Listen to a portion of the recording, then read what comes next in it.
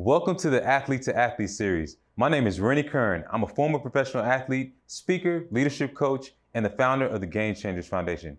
Our mission is to help current and former athletes in sports, business, and life. Each week, we'll be bringing you top former athletes to share tips, tools, and strategies to help you change the game on and off the field. Our series is made possible through our amazing sponsors, the Sports Turf Company.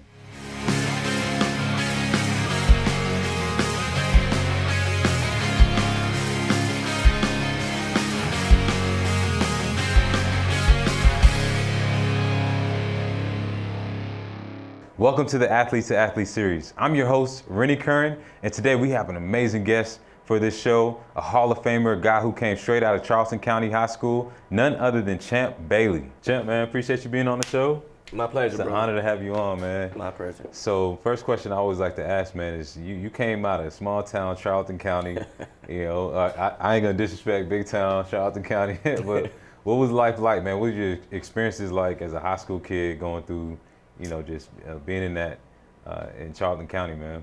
Well, for me, I grew up with a younger brother, older brother, older sister, very close in age. So I always had my close-knit family with them, my siblings. But, outside of that, if, any small town kid can tell you, the community raises you. So, I was very, we were very well known in the community, but at the same time, we did lack resources. We did lack a lot of things, but, I always had that community to fall back on. Yeah, love it, man. Yeah. And I know, for all of us, man, in order to get to that highest level, there's different obstacles and different challenges we have to overcome. No doubt. So what was one of the major challenges that you had to overcome, and how were you able to do it? Well, it's very challenging growing up in rural South Georgia. For one, I feel like, one thing we don't talk about a lot is just poverty. Mm-hmm. We were in an area where, you didn't have a whole lot. And, my family, we did what we had to do to get by week to week. It was, it was challenging. And that was hard to overcome, to be honest. Yeah. And I think another thing that, we lacked was good examples. We just didn't have a lot. Most of the things I saw on TV were, athletes and people going to jail that looked like me. So just having those lack of examples, I don't think people understand how that really can, limit your access or, limit really your motivation, because, if that's all you see, then that's all you think you can be. So, just that visibility, it hurts kids a lot, because a lot of my boys are still there and they didn't overcome, getting out of town. They would always go back home. Yeah. They make it easy for you to not succeed. And, those are one of the challenging things growing up. Gotcha, man. And, as far as, your career, man, you're one of the best to do it. And it's one thing to be, you already know, it is what it is, but it's one thing to be good in Georgia. It's one thing to be good in college, pros. We got a lot of kids who are going to be watching this who are wondering, what does it take to be great, man?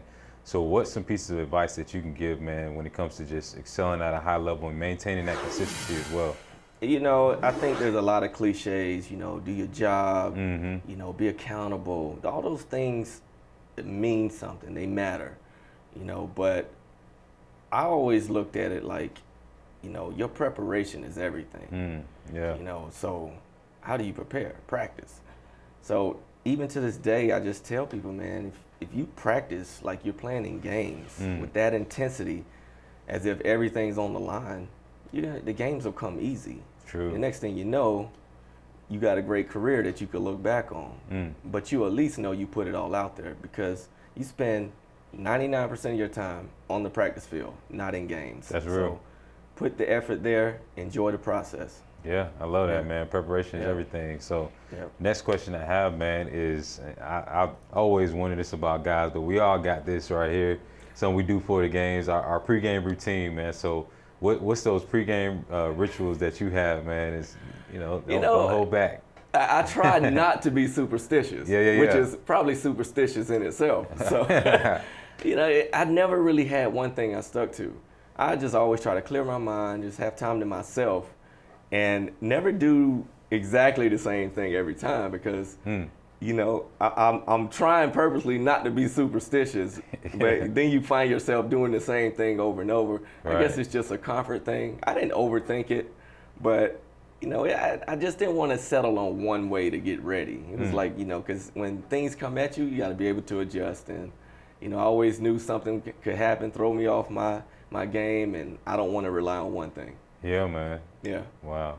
Well, one question that just came to mind as you were speaking, you played with, I mean, so many amazing players, man. Who were some of the best that you had the opportunity to strap up and either play with or play against?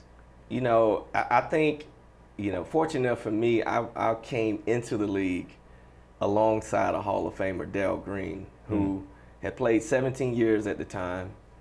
You know, I ended up playing 4 years with him. And just to gather that knowledge. But then on top of that, I had Deion Sanders. Wow. Now, these are two first ballot Hall of Famers that play the same position I played. So no player, a pro player, would be that lucky. And I got lucky. My first 2 years, I got all that knowledge early. Yeah. And, you know, I give them a lot of credit for setting that foundation for me. Yeah, I mean, that says a lot right there, just about mentorship and surrounding yourself with the right people, which seems to be a thing, man. Now just switching gears, man, you had an amazing career. You obviously had to do something that we all had to do, which is transition, man. Yeah. So just talk about, you know, some of the things that you're doing now and any advice that you would give to those athletes who are watching just in terms of preparing, like you mentioned, the preparation when it comes to getting ready for life after. Well, for one, I would tell any athlete that's playing right now, your brand is no bigger than when you play. Like, you're always on TV, your exposure's there. Yeah. I see how guys get that, you know, that instant fame. Now, what do you do with it? And what I always say, don't burn bridges, for one. Yes. Like, you know, when people try to help you or you're moving along, just continue to make good relationships. You know, be honest, accountable, and be yourself. You know, I think you stay true to you, then things will come natural to you. And trust me, when you look back at all the players you played with throughout your career, you end up coming back to them one way or another. True. Whether it's college, high school, or pro, those people always tend to appear in your life at some point in the future. So you just never know when you're going to need them. So just, you know, take care of people, be honest, be true to them and who you are, and sky's the limit. Love it, man. Yes, appreciate that. Appreciate that. No doubt. We got one more thing for you before we wrap up. So, man, we want to just say thank you so much for all the information, all the knowledge you just shared. I'm sure so many athletes are going to be impacted by this.